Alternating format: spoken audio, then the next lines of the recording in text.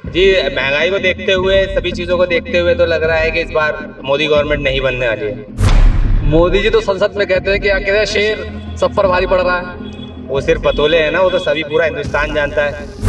वो तो देश अच्छे से जानता है, देश के गरीब अच्छे से जानते हैं, देश के सभी वर्ग के लोग जानते हैं कि नोटबंदी और जीएसटी से फ़ायदा हुआ है देश को या नुकसान हुआ है, इकोनॉमी हमारी बढ़ी है या घटी है। जो लोग इन कंपनियों में काम कर रहे हैं, आप उनसे पूछिए ना कि क्या हुआ है, एयर इंडिया के एम्प्लॉयज़ के साथ क्या हुआ है। जो ज़मीनी लेवल पे जो भलाई के काम हो रहे थे, अलग अलग एनजीओ कर रही थी, उनका एफसीआरए कैंसिल करने से सारा का सारा फंड रोक लिया है उन लोगों ने। तो 100 से ज़्यादा ऐसी बड़ी बड़ी ऑर्गेनाइजेशन है जिनसे फॉरेन का फंड आता था और वो रुक गया है। तो ये भलाई का काम तो नहीं हुआ। ये अंधभक्तों का देश है और अंधभक्त हर जगह होते हैं। तो इस अंधभक्ति की वजह से तो ये 9 साढ़े 9 साल हम लोगों ने ये सारी चीज़ें झेली हैं। देखिए, वही है कि सबके सपोर्टर्स हैं और जिस पार्टी से आप पूछेंगे कि किसको प्रधानमंत्री बनना चाहिए तो वो अपने पार्टी के प्रमुख को ही बोलेगा। विपक्ष ने और मीडिया ने उनको पप्पू बनाया हुआ है, लेकिन एक पढ़ा लिखा इंसान कभी पप्पू नहीं होता।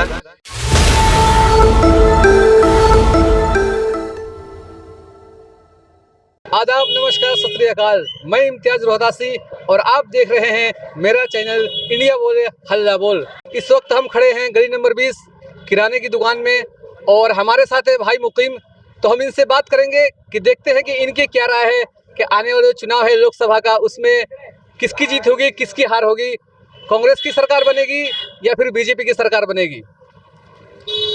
जी, महंगाई को देखते हुए, सभी चीज़ों को देखते हुए तो लग रहा है कि इस बार मोदी गवर्नमेंट नहीं बनने वाली है। बाकी उम्मीद है कि जिस तरीके से अभी सभी विपक्षी पार्टियां एक साथ मिलकर खड़ी हो रही हैं, तो कांग्रेस सत्ता में आने की उम्मीद है इस बार। जैसे क्या नाम है, हाथ में कई सारी उंगलियां होती हैं और मिलकर मुट्ठी बन जाती है। तो इस बार महंगाई के खिलाफ शायद एक यूँ कह सकते हैं कि मुक्का जो मारेगी वो विपक्ष की सरकार, विपक्षी जितनी भी पार्टियां हैं वो उन पे इसी तरीके से हमला करेंगे। मोदी जी तो संसद में कहते हैं कि अकेला शेर सब पर भारी पड़ रहा है। वो सिर्फ बतौले हैं ना, वो तो सभी पूरा हिंदुस्तान जानता है कि किस तरीके से वो बातें बनाना जानते हैं। उन्होंने तो ये भी कह दिया लाल किले से कि अगला अगले साल जो झंडा फहराएगा वो मैं ही फहराऊंगा लाल किले पर। कहने को तो उन्होंने बहुत कुछ कहा था कि 15 लाख भी आएंगे, और नोटबंदी के बाद उनको जगह भी बतानी थी कि अगर नोटबंदी से कोई नुकसान हुए हैं तो मुझे चौराहा बता देना, मैं मुझे फांसी लगा देना। कहने में तो बहुत सारी चीज़ें होती। उन्होंने तो ये कहा कि हमने नोटबंदी देश हित में करिए, देश की भलाई के लिए करिए, देश के फायदे के लिए करिए। वो तो देश अच्छे से जानता है, देश के गरीब अच्छे से जानते हैं, देश के सभी वर्ग के लोग जानते हैं कि नोटबंदी और जीएसटी से फ़ायदा हुआ है देश को या नुकसान हुआ है, इकोनॉमी हमारी बढ़ी है या घटी है। तो आपको फिर आखिर मतलब कौन सी चीज़ बुरी लगी जो आप मोदी को हटा के राहुल को लाना चाहते हैं। देखिए, काफ़ी सारी चीज़ें हैं, एक नहीं है इसमें। चाहे धर्म को लेकर राजनीति हो, और सबसे बड़ी बात है महंगाई और बेरोज़गारी, और जितनी भी सरकारी कंपनियां थी उसका प्राइवेटाइजेशन करना और अलग अलग चीज़ें करना।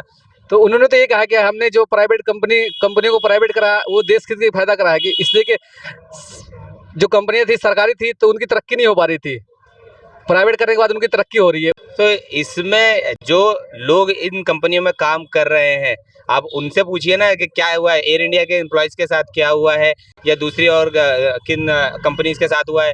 जैसे कि अभी एफसीआरए का एक नया इन्होंने लाइसेंस काफ़ी सारी बड़ी ऑर्गेनाइजेशन का रद्द किया है जो कि सोशल डेवलपमेंट सेक्टर में काम कर रहे थे। अब वहाँ पे उनका एफसीआरए ख़त्म करने से जो ज़मीनी लेवल पे जो भलाई के काम हो रहे थे, अलग अलग एनजीओज कर रही थी, उनका एफसीआरए कैंसिल करने से सारा का सारा फंड रोक लिया है उन लोगों ने। तो अब अगर ये भलाई का काम करते तो एफसीआरए लाइसेंस रिन्यू कर देते, और अब बंद किया हुआ है उन्होंने, उससे काफ़ी परेशानी हो रही है। अभी आप एनजीओज का अगर पता करेंगे तो 100 से ज़्यादा ऐसी बड़ी बड़ी ऑर्गेनाइजेशन है जिनसे फॉरेन का फंड आता था और वो रुक गया है। तो ये भलाई का काम तो नहीं हुआ। और इसी तरीके से काफ़ी सारी कंपनियां भी बंद हो गई हैं, तो उनके एम्प्लॉयज़ मजबूरी में दूसरी जगहों पर जा रहे हैं। तो ये तो मोदी जी तो ये कहते हैं कि मैं जो भी करता हूँ देश हित में करता हूँ, देश की भलाई के लिए करता हूँ। जी, ये तो सिर्फ जैसे कि उनके जो सपोर्टर है आज भी मोदी मोदी करते हैं। ये अंधभक्तों का देश है और अंधभक्त हर जगह होते हैं।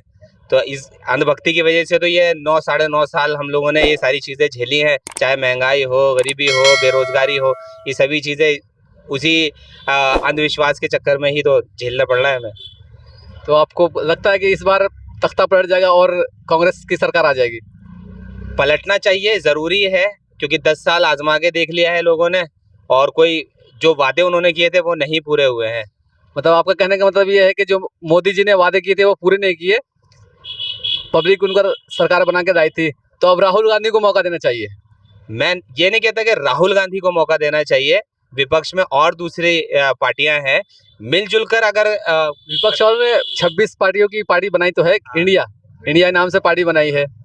हाँ, इंडिया नाम से बनाई है, तो उसमें यही समझौता हुआ है कि सारी पार्टियां चुनाव जीतने के बाद अपना प्रधानमंत्री उम्मीदवार डिसाइड करेंगी कि कौन प्रधानमंत्री बनेगा। राहुल गांधी को फेस नहीं बनाया है। लेकिन जो राहुल गांधी के फॉलोअर्स है, वो तो ज्यादातर हम जाते हैं तो यही कहते हैं कि राहुल गांधी जिंदाबाद, राहुल अगला प्रधानमंत्री राहुल गांधी को बनना चाहिए। देखिए, वही है कि सबके सपोर्टर्स हैं और जिस पार्टी से आप पूछेंगे कि किसको प्रधानमंत्री बनना चाहिए, तो वो अपने पार्टी के प्रमुख को ही बोलेगा। आपके हिसाब से कौन बनना चाहिए?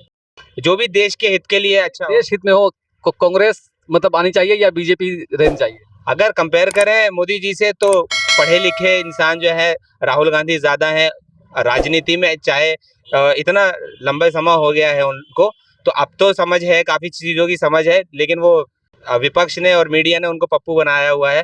लेकिन एक पढ़ा लिखा इंसान कभी पप्पू नहीं होता। अगर वो कोई फैसला लेगा तो सोच समझ कर ही लेगा।